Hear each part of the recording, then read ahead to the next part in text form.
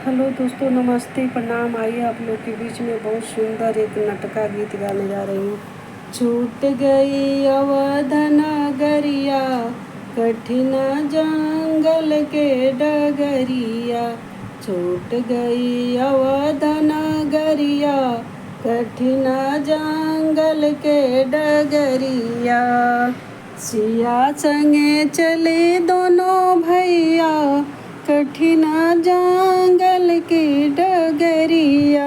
सिया संगे चले दोनों भैया, कठिन जंगल की डगरिया।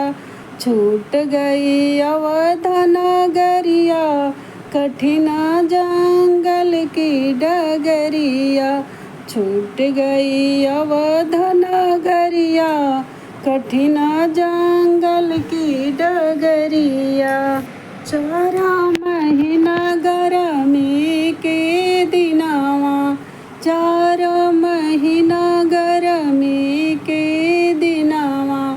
कैसे कटिए दोपहरिया, कठिन जंगल की डगरिया। कैसे कटिए दोपहरिया, कठिन जंगल की डगरिया।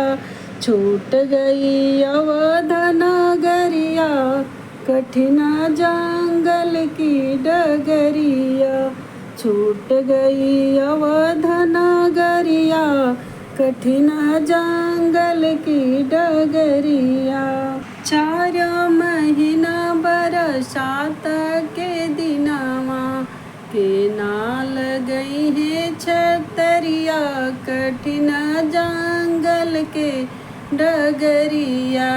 4 महीना बरसात के दिनवा, के नाल गई है छतरिया।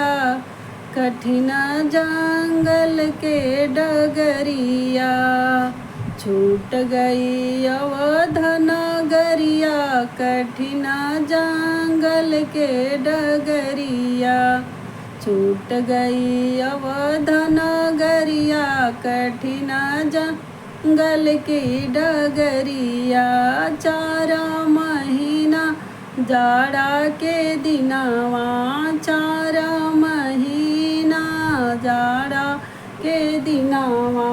थर थर कांपे बदनवा, कठिन जंगल की डगरिया। थर थर कांपे बदनवा, कठिन जंगल के डगरिया।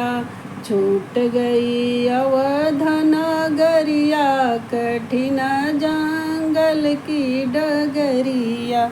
छूट गई अवध नगरिया, कठिन जंगल की डगरिया।